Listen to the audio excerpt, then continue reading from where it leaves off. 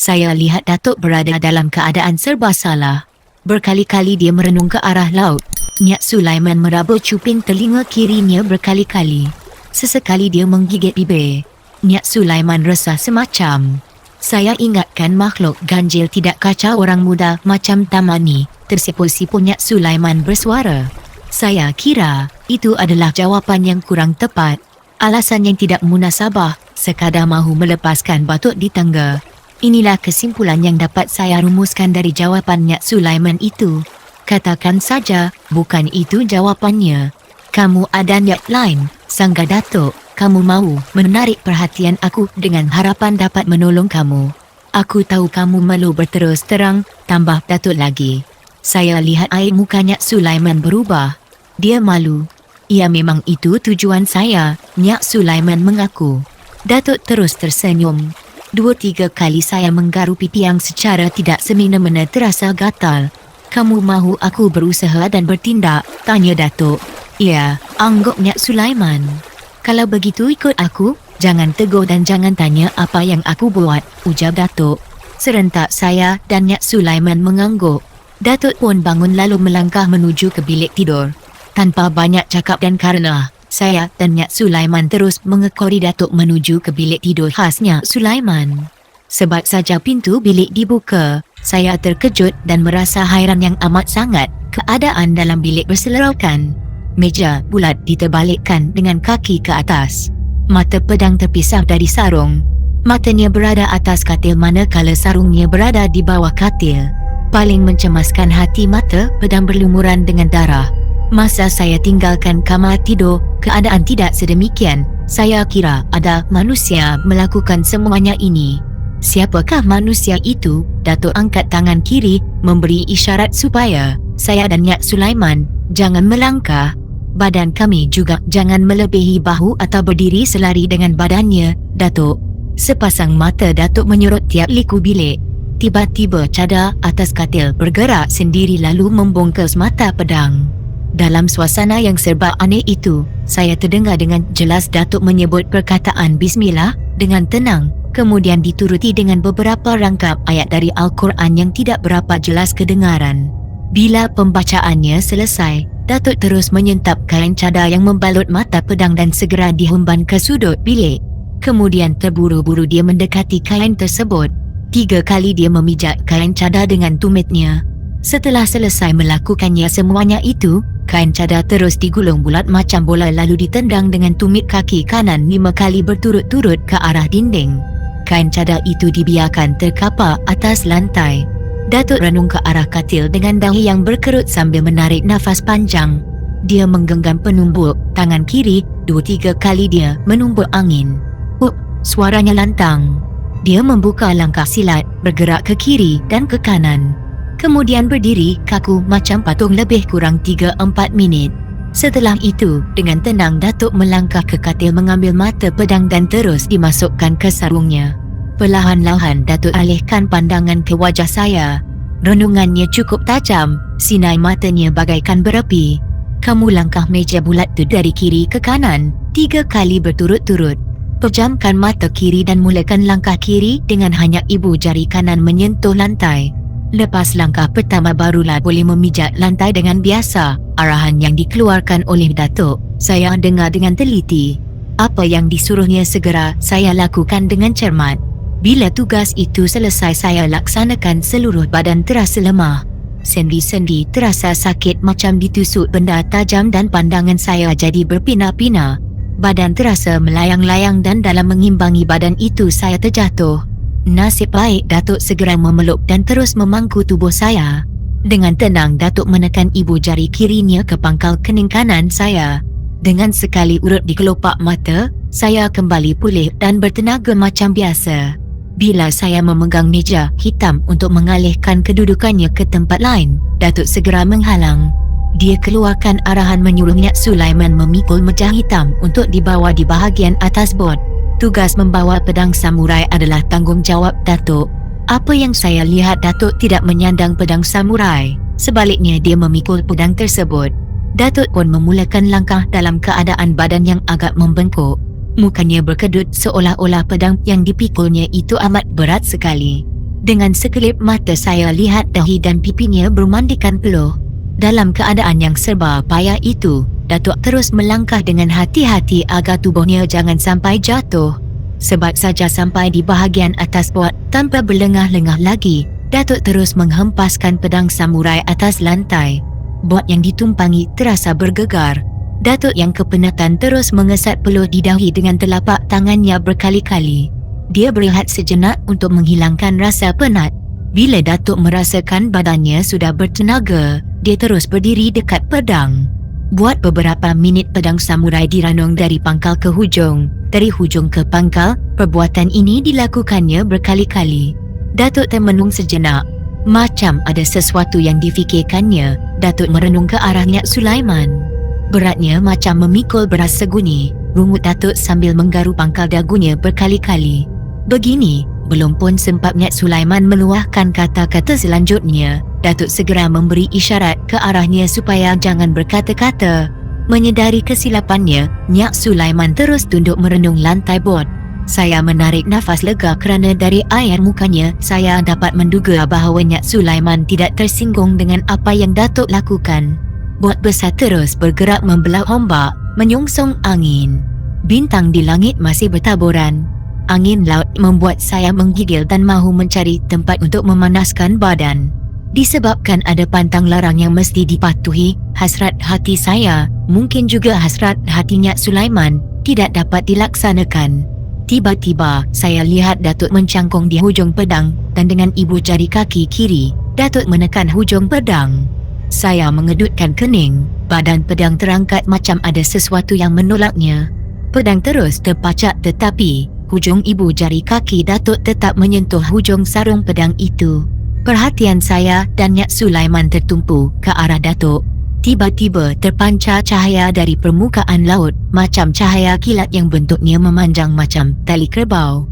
Dan tali itu menghala ke arah Datuk. Saya lihat Datuk melihat menahan kesakitan. Baju yang dipakainya terkoyak di tengah, iaitu di bahagian tulang belakang. Koyak itu bermula dari bahagian tengkuk hingga ke bahagian tulang punggung. Ambilkan aku baju baru, baju cekak musang warna hitam, jerit Datuk sambil merenung ke arah saya. Harapan Datuk itu segera saya penuhi, tergesa-gesa saya berlari ke arah beg rotan yang terletak di sudut bot. Baju segera saya keluarkan dan berlari ke arah Datuk kembali. Jangan dekati aku. Campakkan saja baju itu kepada aku, Datuk mengeluarkan arahan bila dia menyedari yang saya cuba mendekatinya. Tanpa membuang masa, baju hitam segera saya campakkan. Dengan tenang Datuk menyambutnya dan secepat kilat baju itu disarungkan ke badan. Ibu jari kaki masih tidak berganjak, tetapi menyentuh hujung sarung pedang. Allahu Akbar, suara Datuk meninggi sambil tangan kanannya menggenggam penumbuk yang dijulang ke langit. Jeritan Allahu Akbar itu diulanginya 3 kali berturut-turut. Dengan serta-merta cahaya dari permukaan laut yang berbentuk macam tali belati segera hilang. Suasana terasa amat tenang sekali. Tetapi, kedudukan Datuk tidak berubah begitu juga dengan pedang samurai. Rupanya suasana tenang dan hening itu hanya untuk beberapa minit saja. Saya dan Nyak Sulaiman dikejutkan dengan bunyi deru angin yang amat kuat. Muka Nyak Sulaiman kelihatan pucat. Saya tidak dapat berdiri dengan baik, macam ada sesuatu yang menolak batang tubuh saya membuat badan saya bergoyang ke kiri dan ke kanan. Bunyi deru angin yang amat kuat itu membuat telinga saya terasa bengang. Kelopak mata saya tidak boleh dibuka dengan luas. Saya seperti berada di dunia lain. Bukannya berada di atas perut bot. Di dalam keadaan yang tidak menentu itu, saya terlihat 2 lembaga hitam yang bentuknya tidak dapat saya pastikan. Lembaga itu muncul dari laluan bot. Saya kira lembaga itu datang dari laut lalu memanjat badan bot. Mulut saya bagaikan terkunci dan suara saya seperti hilang. Saya tidak berbuat apa-apa untuk memberitahu Datuk tentang lembaga tersebut. Sama-sama saya lihat Nyak Sulaiman jatuh terlentang atas bot. Lembaga hitam terus melangkah ke arah saya. Pada masa itu, saya lihat Nyak Sulaiman sudah boleh bangun dan terus merenung ke arah lembaga yang bergerak. Bila sudah hampir dengan saya, lembaga hitam bertukar menjadi bentuk tentera Jepun. Nyak Sulaiman yang berada agak jauh dari saya nampak resah tidak menentu. Dia segera bergerak mendekati saya dan berdiri di sebelah kanan. Lembaga tentera Jepun yang melangkah kian lama, kian dekat dengan kami, saya dan Nyak Sulaiman. Bila sudah dekat, barulah saya dapat melihat rupa dan bentuk lembaga tersebut dengan jelas. Keadaannya amat menakutkan, saya jadi sesak nafas. Saya tidak sanggup menentang sepasang biji matanya yang merah menyala. Kulit perutnya terbelah dua, tali perutnya berjuntaian macam janggut sulung. Darah membuat-buat keluar dan lidahnya terjelir hingga ke paras lutut. Lembaga itu terus rapat ke arah saya. Dengan tujuan untuk menyelamatkan diri saya, Nyak Sulaiman terus menerpa ke arah lembaga tentera Jepun. Perbuatan Nyak Sulaiman menimbulkan kemarahan kepada lembaga tersebut. Saya lihat lembaga segera mengangkat tangan kanannya lalu mengembangkan jari-jarinya yang tidak berdaging. Tulang jejari yang putih nampak bercahaya. Ruas ibu, tulang, jarinya agak panjang, berbeza dengan ruas jari manusia biasa. Lembaga itu menghayunkan tangannya menampak muka Nyak Sulaiman. Dengan sekali hayun saja, Nyak Sulaiman tersungkur di lantai, mengeletik macam ikan tercampur atas daratan. Dari gerak-geri Nyak Sulaiman itu ternyata dia mengalami rasa sakit yang amat sangat. Apa yang berlaku diikuti oleh Datuk dengan penuh debar. Tetapi, dia tidak dapat bertindak dengan berkesan. Ibu jari kakinya yang bertemu dengan hujung pedang tidak boleh dipisahkan sebarangan. Kalau aku ubah ibu jari kaki, ada bencana lain datang, tutur Datuk sambil merenung ke arah saya. Lembaga tentera Jepun kini mendekati saya. Kedua belah tangannya dengan 10 tulang jemarinya menuju ke batang leher saya. Apa yang harus saya lakukan? Demi Allah saya tidak sanggup menentangnya. Saya hanya pasrah pada keadaan. Bertenang cucuku, jerit Datuk lagi. 10 tulang jari jemari lembaga sudah hampir mahu menyentuh batang leher saya. Bau busuk terus menusuk lubang hidung saya. Sesungguhnya saya jadi lemas dengan bau tersebut. Mata saya tertumpu ke arah Nyak Sulaiman. Kaki dan tangannya mula bergerak perlahan-lahan. Beberapa saat kemudian seluruh tubuhnya dapat bergerak dengan sempurna. Nyak Sulaiman mengumpulkan tenaga untuk bangun. Percubaan pertama dia gagal. Percubaan kedua juga mengalami kegagalan. Sepasang lututnya bagaikan tidak berfungsi. Nyak Sulaiman yang tidak kenal putus asa itu terus berusaha dan dia mencuba buat kali yang ketiga. Dengan izin Allah dia berjaya berdiri. Nyak Sulaiman merasa kekuatan dirinya seperti sedia kala. Sanggup menghadapi sebarang rintangan dari lembaga yang sedang mengancam diri saya. Kerana terlalu gairah mahu menyelamatkan diri saya, secara tidak sengaja Nyak Sulaiman melanggar pesan dan pantang larang Datuk yang melarang dia menegur apa yang Datuk lakukan. Sahabat, usahlah kamu fikirkan tentang pedang Jepun tu. Mari tolong aku selamatkan cucu kamu, jerit Nyak Sulaiman kepada Datuk. Ternyata apa yang dilakukan oleh Nyak Sulaiman tidak disenangi oleh Datuk, tetapi dia memberi isyarat tangan supaya Nyak Sulaiman sendiri berusaha menghalang lembaga itu dari mengganggu saya. Seperti yang dijangkakan, Nyak Sulaiman bertindak dengan berani. Dia melompat dan berdiri di depan saya. 2 kali dia melepaskan penumbuk kencang yang cukup kuat terhadap lembaga tersebut. Tindakan Nyak Sulaiman itu tidak memberi kesan apa-apa kepada lembaga, sebaliknya lembaga itu terus bertindak balas. Sepasang matanya merenung tajam ke muka Nyak Sulaiman. Renungan itu membuat seluruh sendi Nyak Sulaiman menggigil. Mungkin kerana tidak tahan dengan sinaran mata lembaga itu membuat Nyak Sulaiman terhuyung-hayang. Tidak mampu berdiri dengan sempurna, keadaan Nyak Sulaiman tidak ubah seperti orang mabuk. Dalam keadaan Nyak Sulaiman tidak menentu itu, lembaga aneh terus angkat tangan kanan lalu melepaskan penampar ke arah pipi Nyak Sulaiman. Tamparan yang kuat itu membuat Nyak Sulaiman tidak bersuara. Dia terus jatuh terlentang di lantai. Lembaga yang sudah marah itu terus angkat kaki untuk memijak Nyak Sulaiman. Bergerak dari situ, kata Datuk. Saya tidak tahu ke arah mana saya harus melangkah. Ke kanan, tutur Datuk lagi. Arahan itu segera saya patuhi. Saya memejamkan mata bila melihat telapak sepatu lembaga tentera Jepun yang hanya berada dalam jarak tidak sampai 1 inci dari dada Nyak Sulaiman. Andainya telapak sepatu itu ditekan, sudah pasti tulang dada Nyak Sulaiman patah dan hancur. Di saat kecemasan, saya terdengar suara Datuk membaca lanzana dari surah 59:21. Amat lantang dan jelas sekali suara Datuk menusuk ke lubang telinga saya. Dengan mendadak saja, Bot besar yang saya tumpangi terumbang-ambing di main gelombang besar. Saya jadi cemas kerana saya mengira bot besar sedang menguasai lautan. Saya bayangkan bot yang saya tumpangi terus dihempas gelombang ke batu karang lalu hancur berkecai.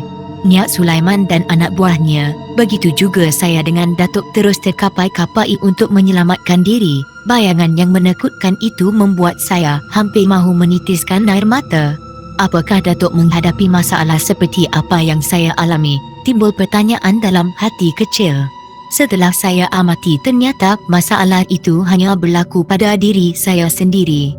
Buktinya keadaan Datuk tetap macam tadi, masih boleh membaca ayat-ayat Quran dengan baik dan teratur. Tiba-tiba, saya terdengar bunyi ledakan yang amat kuat, bot terumbang-ambing dan terasa seperti dilambung ombak. Perkara itu berlaku dalam beberapa detik sahaja, dan suasana kembali normal, damai dan tenang. Mata saya masih terpaku ke arah lembaga yang berbentuk tentera Jepun. Lagi sekali saya mengalami kejutan aneh. Askar Jepun tidak lagi memijak dada Nyak Sulaiman. Sebaliknya lembaga itu terus berdiri kaku. Sepasang kakinya bagaikan terlekat di lantai bot. Seluruh pancai indera saya tertumpu ke arah lembaga aneh itu. Pada saat itu juga, saya melihat ada api yang merayap di lantai menuju ke arah sepatu yang dipakai oleh lembaga aneh. Api yang kecil itu terus membakar bahagian depan sepatu, kemudian merayap ke kaki seluar. Dalam beberapa detik saja api terus marak, membakar seluruh lembaga sehingga hangus menjadi debu. Sebab saja Datuk menamatkan pembacaan surah 59, api terus padam tanpa meninggalkan apa-apa kesan. Saya kedutkan dahi, semuanya bagaikan mimpi, dan bot terus membelah laut menuju ke Muara Jambi.